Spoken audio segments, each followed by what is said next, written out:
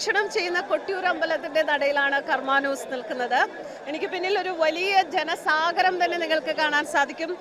പുഴയിലൂടെ നടന്നാണ് ഇവർ പ്രദക്ഷിണം ചെയ്യുന്നത്. വല്ലാത്ത തിരക്കാണ്. ഇന്ന് ഞായറാഴ്ച ആയതുകൊണ്ട് തന്നെ അഭൂതപൂർവമായ തിരക്കാണ് കൊട്ടിയൂരിൽ അനുഭവപ്പെടുന്നത്. കൊട്ടിയൂരിന്റെ പവിത്രതയെക്കുറിച്ച് പ്രേക്ഷകർക്ക് എല്ലാവർക്കും അറിയാവുന്നതാണ്.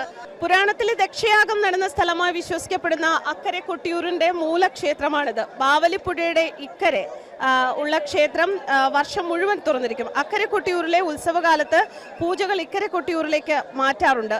ശിവന്റെ അനുമതിയില്ലാതെ ദക്ഷൻ യാഗം നടത്തി അതിൽ അപമാനിതയായ സതീദേവി യാഗകുണ്ഡത്തിൽ അഗ്നിപ്രവേശം ചെയ്തതും അക്കരെ കൊട്ടിയൂരിലാണ്. സ്വയംഭൂവായ ശിവലിംഗമാണ് ഇവിടുത്തേത്. സ്വയംഭൂവായി കണ്ടെത്തിയ ശിവലിംഗമാണ് ഇവിടുത്തെ പ്രധാന പ്രതിഷ്ഠ.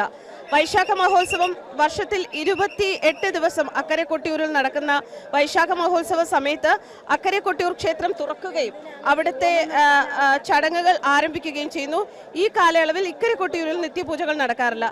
ചരിത്രപരമായി നോക്കുകയാണെങ്കിൽ കേരളത്തിലെ ഏറ്റവും സമ്പന്നമായ രണ്ടാമത്തെ ക്ഷേത്രമായിരുന്നു ഇത് എന്നും പറയപ്പെടുന്നു. പുഴ പോലും പ്രദക്ഷിണം ചെയ്യുന്ന പുണ്യഭൂമിയാണിത്. സർവ്വ പാപനാശമാണ് കൊട്ടിയൂർ ദർശനഫലം. കാശി ദർശനത്തിന് തുല്യമാണത്രേ ഇത്.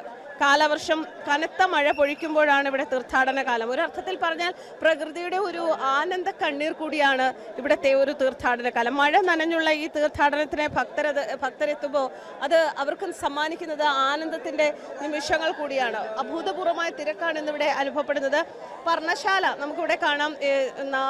പർണശാലകൾ കെട്ടിയിരിക്കുന്നത് കാണാം.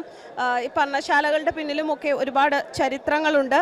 വാവലിപ്പുഴയിൽ കുളിരണിയുന്ന സഖ്യനിൽ തഴുകി ഒഴുകിയെത്തുന്ന ജലഗണങ്ങളിൽ പാദം സ്പർശിച്ച് പരമശിവനെ ദർശിക്കുമ്പോൾ ഏതൊരു ഭക്തനും സായുജ്യം അടയുന്ന ഒരു ദൃശ്യം കൂടിയാണത്.